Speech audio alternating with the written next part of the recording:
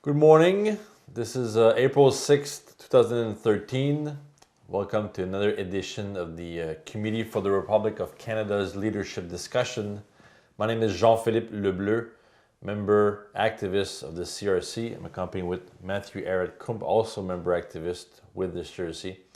And today we're going to talk to you about the actual financial and economic world crisis, but more specifically on the latest developments regarding the island of Cyprus. I'm sure some of you are familiar with. And we're going to talk about that and the implication of what's happening there for the whole world, but more specifically for Canada. And I think maybe just as a start, I'd like to just clarify a few things for people regarding this financial crisis that we are in right now. That first, what we're seeing, especially since 2008, 2007, is actually the result of a many decades long crisis that started in around the 1970s, where our system of national development, this idea of economic development, there was a radical shift where we went away from the development of the productive powers of labor towards a money policy where money became the intrinsic value of the world economy. So we went away from science, away from industry, went away from education, went away from healthcare, and we went back into this idea that money is the master. Now, people are most familiar with what's been happening, since 2008, when various banks at the international level went bankrupt, and which then led to a policy of bailouts. Now, those policies started with the Bush Jr. U.S. administration on the end of 2008, and then that policy was continued by the Obama administration very fervently, and at the same time also in Europe by the European Central Bank. Now, this was a policy where governments were involved into buying out the toxic assets of those various banks, JP Morgan, Chase, Citigroup, etc., in order to keep those banks afloat. But obviously, that meant that governments had to implement various policies of massive austerity on their population. We've all heard, various horror stories from Greece or the United States where people need food stamps to survive. Old people cannot afford the medication. Young people cannot eat. Also, like various spread of the increase of, for example, the suicide rate in Europe, unemployment, etc. So there are physical consequences of those bailouts, which was also accompanied with a policy of what was called quantitative easing, which is basically a hyperinflation where various institutions were involved in printing a lot of money to try to keep, again, that banking system afloat. Now, one of our colleagues in the United States made a small graphic of that quantitative easing that, since the beginning of it, so over the last 3-4 years, there's been about $4.4 trillion that were printed as a form of hyperinflation. And you can also see on that graph that the banking activities actually been reduced, in the sense that money was not lended for the economy as it should have been. There's actually a reduction of the lending practices. And the other little red line that you see represents what we call quantitative stealing, which is the new form of insanity that we see right now in this attempt to sustain the imperial banking system, called a bail-in. And we're going to jump into that question, try to understand what that exactly is. So I'd like to let Matt maybe start off talking about what's the situation in Cyprus and how this affects the world situation in Canada in particular?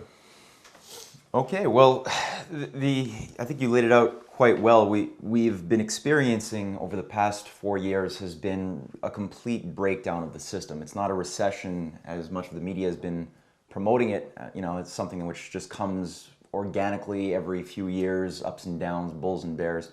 But no, we've come to the end of a process that was really kickstarted in a serious way with what you mentioned regarding this period in the early 70s when money was disassociated and all values were disassociated from not just gold, but the entire productive process underlying nation states. So to have a sovereign nation state, you have to be producing real goods. You have to be not just consuming in a post-industrial model, but you have to be also thinking long-term about your infrastructure and about your science to overcome your limits. And that was the way people used to do things. Call it what you will, but there were problems with it. But the principle was money was not the source of value. It was what are you doing for the future. Now when that was destroyed with the Bretton Woods destruction, we've gone into a new, gotten into a new insane logic of reproducing a monetary system in the form of a cancer by finding new ways of gambling, new ways of putting values on price differentials, on securitizing assets, and then betting on insurance on those things, which have far outpaced the actual securities underlying the money, so-called, that is being bailed out, which is now, this is what we often refer to as, people call as derivatives. So these things, you can't print more money to bail these out anymore. At this point, they're upwards of 20 times the global GDP. Estimates have them between 600 billion and 1.5 quadrillion dollars of the actual GDP. And so what we're at right now is a new phase of the collapse where what we're seeing is that, like you said, this new thing in Cyprus is the template for the world. It wasn't just a localized case of Cyprus, but what they're saying now is rather than go in from the outside with central banks injecting taxpayer liquidity to buy up those assets to put on its books, as the Federal Reserve or the European Central Bank have been famous for doing, or now the Bank of Japan. Rather than do that, what they're saying is we're going to have a bail-in. We're going to just take unsecuritized or uninsured deposits, effectively. People who put their savings, their RSPs, their pensions, their business loans, things that are actually just outside of the $100,000 in Canada. At least it's $100,000. In Europe, it's 100,000 euros. In the US, it's $250,000. But outside of that insured quantity, they're saying we can just steal that and put it into the bank that needs the bailout, or else it's going to collapse. So right after this was done in Cyprus, and shockwaves were sent around the world where you have echoes now of bank runs. Same type of thing we had in the Great Depression, where now people think, well, if I can't keep my money safe in the bank safe, that word has to, we have to give a new name for that thing. I got to take it out. And that's what is in danger now of setting off the destruction of the system. So Jeroen Dijsselbloem, as soon as this event happened in Cyprus, Jeroen Dijsselbloem, who is the Holland finance minister and the head of the Euro group of finance ministers, said that this is going to be the template for all of Europe. Hans Knott, the next day, March 28th, who's on the board of directors of the Bank of International Settlements, said that this approach, quote, will be part of the European liquidation policy. So this is for the whole Eurozone. What exactly it was, for people who are not fully familiar exactly, 37% of all deposits over the $100,000 insured limit are being converted into common stocks in the Bank of Laiki and the Bank of Cyprus, which are the two banks that needed the injections. Right? 22% will never see interest, and the remaining 40% you'll only get back if the banks become healthy again. And then you can, because right now everybody rushed to the banks, right? Everybody rushed all across Cyprus to the ATMs, to the banks, and only to find out that they were closed. They locked down the banks for a week. Right? They locked down the ATMs. You couldn't get, at a certain point when the banks finally opened again, you couldn't get more than $300 out in the course of a day. So there's a shutdown of the businesses. It's going to completely wreak havoc, as we're seeing in Greece, as we're seeing all over Spain, and increasingly over the North American hemisphere too. You've got a total destruction of your physical economy. And so now people like Dieselblum, Hans Knott said, no, what we meant to say was, no, that was a slip of the tongue. It wasn't really the model for all of Europe. It was really just about Cyprus. We don't know what we were talking about. It won't spread. We won't take people's deposits. But then you forget, right, that, or they want us to forget, that what is it that the Troika, the IMF, European Central Bank, and the European Commission, what did they originally tell Cyprus to do before Cyprus accepted this second policy that has become now law? Well, they said take those deposits even that are insured. They said take 6% of the insured deposits and something like 10% above it. That was rejected by the Cyprus parliament. So they already are fully willing to go the lengths to any lengths to save this system before it melts down, even if that means depriving people of the means to sustain their own basic existence. Mm-hmm. Now, I brought up the Bank of International Settlements because what we've discovered over the past week has been planned for a long time. This is not overnight, this approach of bail-ins. And in fact, what we're seeing now is the uncovering of official policy documents sponsored by the Bank of International Settlements, the Bank of England, increasingly the Federal Reserve, to coordinate a global bail-in strategy. Because they just want to see, they're poking Cyprus now just to see what they do. But now that they have a certain feel for it, now it's going to get bigger. And in the case of 2012, on December 10th, there was a policy document by the Bank of England, now run by Canada's Mark Carney, and the FDIC. It was called Resolving Globally Active, Systemically Important Financial Institutions. What essentially is said, it did mandate directly this idea of converting deposits into shares, just to keep them alive. But there's a whole slew of these documents going back the year before that even, written by the same Bank of International Settlement boards of directors, people like this. And we found that even in the Canadian budget plan, for people who think that the Canadian banking system is somehow some model for the world because we're just so conservative in our banking culture, we got news for you. Because our budget, the Canadian Action Plan of March 21st, 2013, both referenced the Bank of International Settlements, which it has a branch called the Financial Stability Board, also run by Mark Carney. And it referenced that it's following its prescriptions from 2011, not 2012, not this year, but 2011. And it literally says, and I'll just read you a little quote, I think it's important. On page 145, it says, the government of Canada proposes to implement a bail-in regime for systemically important banks. This regime will be designed to ensure that in the unlikely event that a systemically important bank depletes its capital, the bank can be recapitalized and returned to viability through the very rapid conversion of certain bank liabilities into regulatory capital. So, bank liabilities, this being the uninsured deposits. Now, what exactly is Mark Carney? And this is, I think, very important because it gives us a certain sense of the pedigree of the British Empire, of this monetarist machine generating global policy. Because he's a Goldman Sachs guy. He's not Canadian, right? He's Goldman Sachs. That was his former job before being brought into the governorship of the Bank of Canada.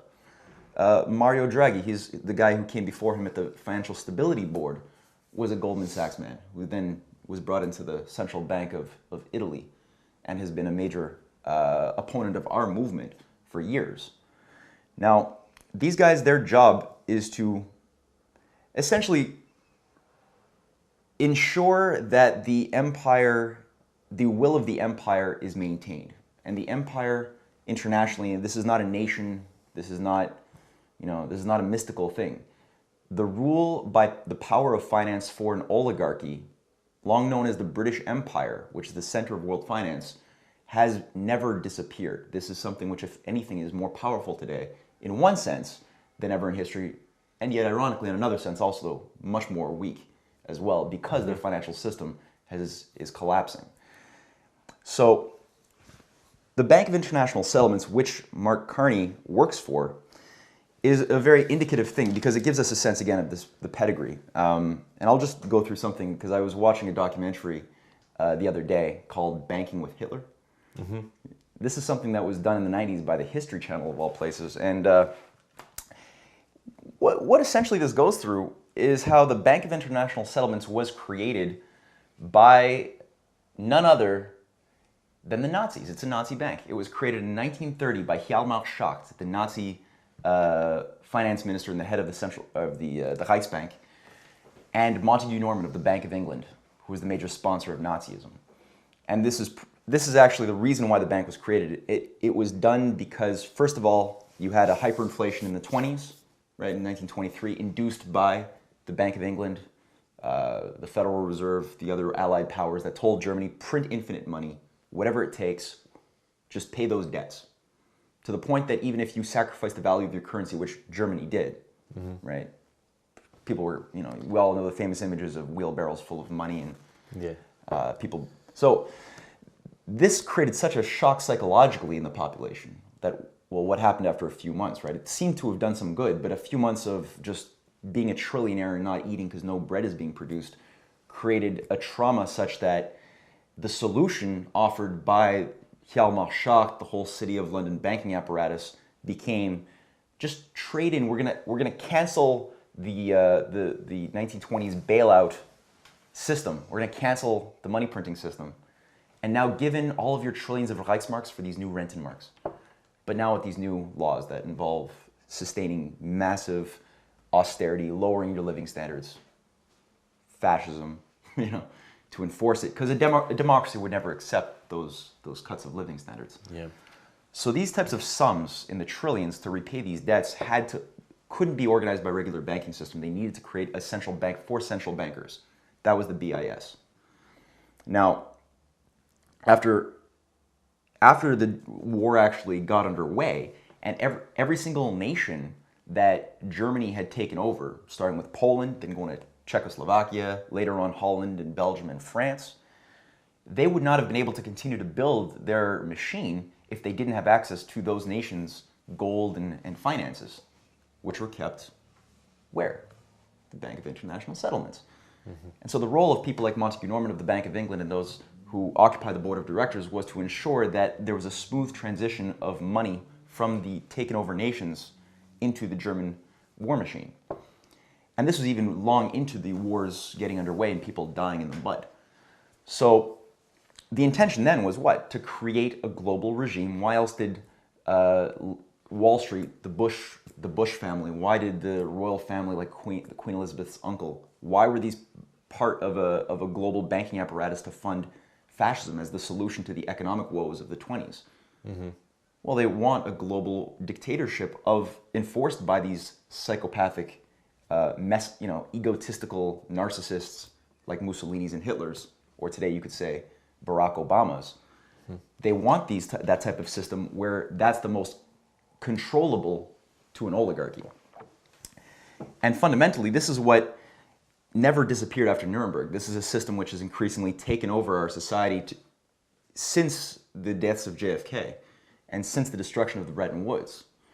And it's come to the point now where we have to make a decision to say, well, either we go towards what Franklin Roosevelt was doing, because at the same period where Europe was getting fascism, the US were fortunate enough to have gotten a Franklin Roosevelt who understood the beast, and he brought in immediately not fascism, but Glass-Steagall. And Glass-Steagall is the thing that Mark Carney, Mario Draghi, all of these guys like Ben Bernanke have been assigned to stop at all costs, because it's there right now in Europe as a policy. In the US, our movement's been fighting for it. Yeah, I think we can say similar to today or similar to Cyprus, at the time of Franklin Roosevelt during the crisis, there was also a bank holiday. It's actually a bank holiday that lasted 11 days. But what came out of that was actually a very efficient cleaning up of the system. So everything that had no intrinsic value was just written off the books, and banks were able to, after that, actually the legitimate banks were reopened after 11 days, and activities could continue, but it was a protected activity. It was an activity under the guidance of the Glass-Steagall law. So a banking separation to put on one side the commercial banking, and on the other side the investment, speculative, and saying, okay, if you want to speculate, you speculate with your own money, and you guys can eat one another. Who cares? But you want to protect the real economy. Yeah. And I think also with that, as you said, right, Canada is also adopting a bail-in policy, and a lot of Canadians have been led to believe that our system is the banking system in Canada is somewhat different. We have this different banking culture that make us nice people, and we don't take a risk or anything. But this has been a lie. And I know you wrote an article regarding this Canadian housing bubble. Also, we've discussed the famous bailout that occurred in Canada in 2010. Yep. So I don't know if you could say a few words on that, just to illustrate a bit the situation here now and why we're in the same dynamic than what's happening in the world. Oh, sure, yeah. Well, I mean, this is something which really came to our attention in this new form in 2012 with the Canadian Center for Policy Alternatives, who wrote a very important report that just illustrated that what everybody believes about the soundness and stability of the Canadian banking system is founded on a deep-seated fraud, and that, in fact, were it not for the $114 billion of bailouts between 2008, early 2009 and 2010, were it not for that continuous injection of what Mark Carney prefers to call emergency liquidity injections, but rather this is just the bailout by another name. Were it not for that, then it's guaranteed that at least 3 of our big 6 banks would have collapsed. And they were underwater for a period of time such that the bailouts being given to the CIBC specifically, Bank of Montreal, Scotiabank, for a certain period during that interval, exceeded their actual market value of those companies, of those banks. So how did this work? Well, this wasn't your typical. This wasn't the typical type of bailout we saw in Europe or the U.S. specifically. This was a little different in that there were 3 conduits used. What they point out in this think tank, what they point out in their policy document is that you had the Canadian Housing and Mortgage Corporation, which the thrust of most of the bailout came from that institution. They produced $67 billion to buy up toxic mortgage-backed securities and other things from these books, the books of these big 6 banks. You had the Bank of Canada, which did a certain amount, and then you had the Federal Reserve, which also provided liquidity for our banks by lowering its discount window. And in total, well, the CMHC had to create something called the Insured Mortgage Purchase Program specifically for that injection. This was done primarily because, well, Canada's economy is driven by financial games. We don't have an economy anymore. We don't have industry. We don't have manufacturing. Even resources, people think of as being we're a resource-based economy. We sell agriculture and natural gas, and that must be our economy. And in fact, what the reality is that these are only 7%. The natural resource exploitation, 7%. The housing sector, including securities, things like this is 27% of our GDP. So this is our economy at this point. And this was created primarily via the takedown of the Canadian Glass-Steagall, what was called the 4 pillars. A lot of people, even policymakers who we talk with are not fully familiar even that there was such an important thing called the 4 pillars for a very long time in Canada's history, which were taken down long before the U.S. Glass-Steagall was taken down. So It's not exactly the same thing, and that's in a certain sense, but the principle of the four pillars was simply that you have insurance, you have that's in one universe, right? You can be an insurance like a Sun Life or something, or you're a deposit bank, or you do securities and financial instruments that use riskier investments, or you're a trust. But each one is a pillar, and each one is kept separate, so you can't have what today we know as universal banking or too big to fail in the way that we have it. Now, how was this bubble created? Well, Canada's sitting on an overblown bubble. As you've mentioned before in the past, the big six banks were all downgraded this year. Yep. Right? Why were they downgraded? Well, partially we have a huge amount of consumer credit, of consumer debt, which is out of control. So this is something like 160% of people's earnings are debt versus 110% in the USA. Then you have a housing bubble which has now exceeded the average price across Canada than the US houses were at the peak of their bubble in 2007. Before that bubble popped, ours has far exceeded, on average, the price. So you have, looking at Vancouver, when you look at a lot of the regions like Toronto even, and even on the East Coast, the prices over the past 7 years of houses have been doubling, if not in some cases tripling and quadrupling. And how has this been created? Well, by extending, on the one hand, insurance through the CMHC into the securities sectors, which now securitize these housing loans, they were able to then guarantee a super low risk investment for foreign investors on the one side. So people in hedge funds trying to save their money from the economic collapse, they're just trying to put it anywhere where there seems to be low risk. Okay, so they put it in the Canadian housing. It seems like a safe bet. It's going to be guaranteed if the house goes under. So on the one hand, you have all these places, these communities where there are nobody living in these big houses. The values are just going up because people are buying on them, but they don't want to live. They live in Saudi Arabia or Abu Dhabi. They don't care about living in Vancouver. So on the one hand, these are becoming more and more expensive such that people who want to have a family and want to live in them can't. On the other hand, you have the diminution of interest rates to actually encourage people who can't afford houses to be able to buy up at a super low interest a mortgage, right, to get in debt. So this is where the personal debt, a lot of this addiction has been created. And now what happens, a study was just produced that demonstrated that even if interest rates were increased at 1 to 1.5%, you can have immediately across the board defaults of anywhere between 10 and 16% of our houses. Nobody could pay those mortgages, let alone all of the leverage built on top of whatever is securitized in that sector. So you've got something which could not have been created had the four pillars not been destroyed. Right? The very active insurance through the CMHC, which today it's upwards of $600 billion of insurance, government insurance, taxpayer insurance. This, in 1988, at the time the four pillars was being taken down by Mulroney to prepare for NAFTA, at that time it was $50 billion and no more.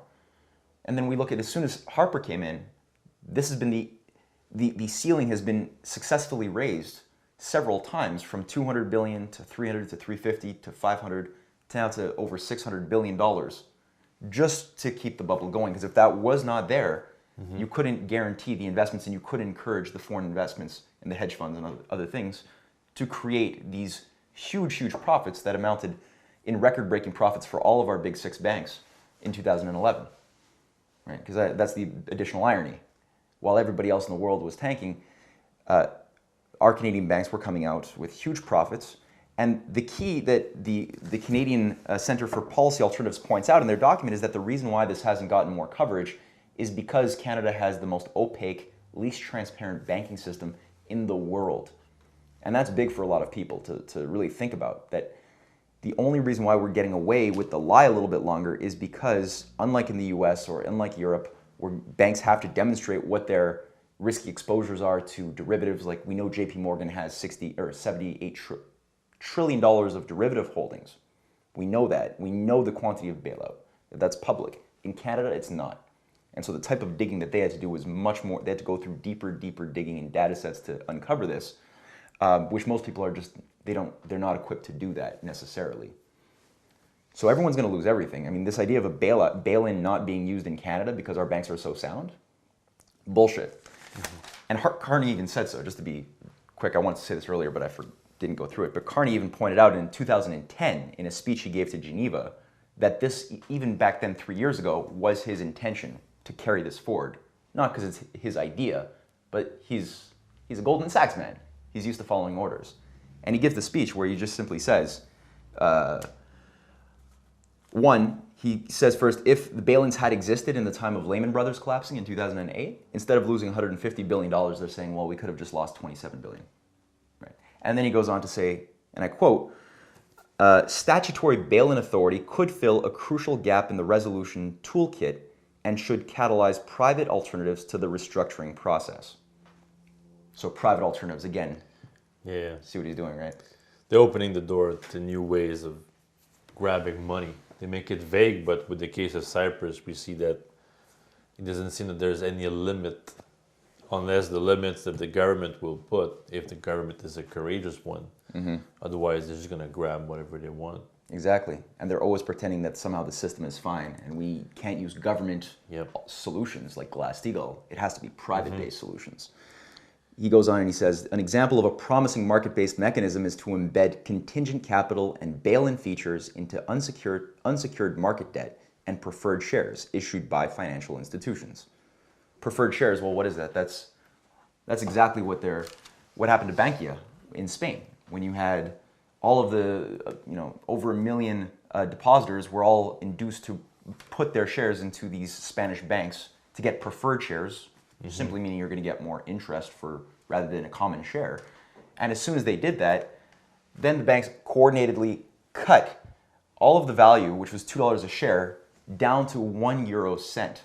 Right? So they converted those preferred shares in an emergency down to common shares, and then those, they gave them a haircut. It's more of like a decapitation from $2 to 1 euro cent in 2 weeks, which was the biggest theft we've seen so far.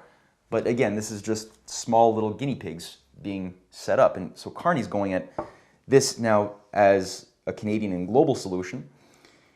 And again, he goes on to finish his little line here, saying its presence would discipline management, since common shareholders would be incented to act prudently to avoid having their stakes diluted by conversion.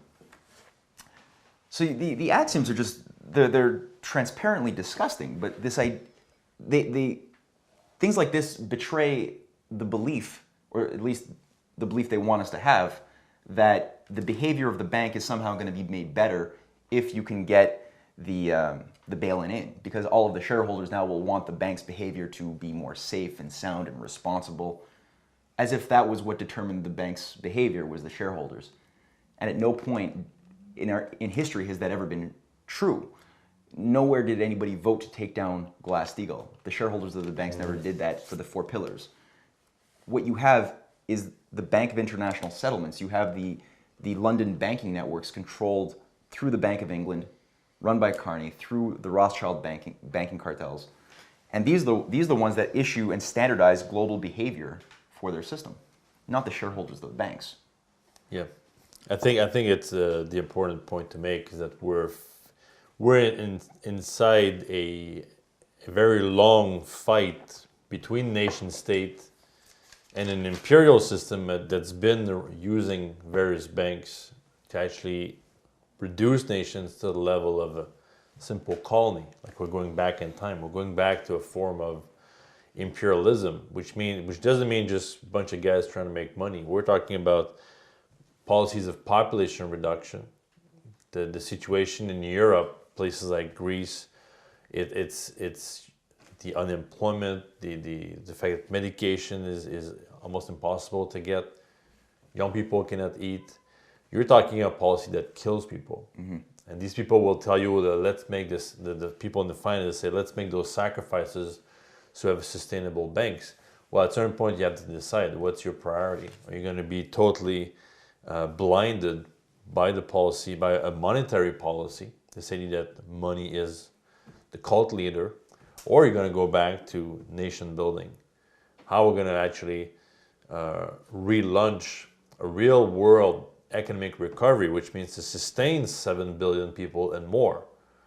Doesn't mean population reduction through green fascist policies of anti-industrial development or massive austerity. This is actually what an explicit policy coming from the British monarchy, the Queen and her poodle Prince Philip, who has been very clear about that, stating many times that were he reincarnated, it would be reincarnated as a deadly virus to reduce population. And that's what we're actually facing. This is that kind of insane system. And the Glass-Steagall reform is the first step to have a firewall between, yes, commercial and investment banking, but more importantly, nation states versus the imperial population reductionist system. And we're in this fight right now. The CRC and their colleagues throughout the world are right now fighting to re-implement that law in various countries. In the United States right now, our movement with also hundreds of activists have been able to get 12 states to introduce a legislation in their legislature to get the federal government to endorse Glass-Steagall. Also, we have in Europe, in Europe the situation is getting just horrible, more and more horrible by the day, but there is a lot of support for the Glass-Steagall coming from Germany, Italy, even from the Great Britain. And at the same time here, our mobilization has been going on for a little while now. We're getting a lot of support from it, but the problem is, and that's where we're going to need everybody to join this fight, we have a lot of politicians who have been giving us the famous line that the Canadian banking system is fine and everything. But as you heard from Matt, I think it's clear that we are part of this international dynamic.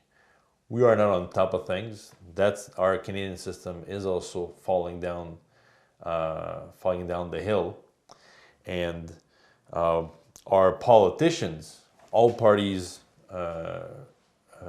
included, have been giving us have been playing the same audio cassette that Canada's banking system is the best in the world, which is a lie.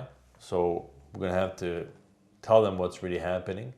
And at the same time, we have to get those people to realize that elections in 2014 is very far. That right now there's a need for a mobilization right now to implement this Glass-Steagall, not in a year and a half, but right now. Mm-hmm. So you need to build some courage and to actually get those people to drop their fantasy world about winning the election, that something has to happen now, otherwise Canada's economy is going to go down the drain. So I would urge people who are listening to join our fight, go on our website, committeerepubliccanada.ca, to download the appeal for Global Glass-Steagall, which everybody should sign, including your member of parliament. We have also a mobilization leaflet on what's been discussed here regarding the Cyprus situation, the bail-in situation, and why this is an international conspiracy against nation states. And also give us a call. Call us at 514-461-7209 to get active with us, make a financial contribution, and be part of our activities. I think that right now is the time to move. There's absolutely no reason to wait any longer. So with that, I would say thank you for watching, and we'll hear from you soon.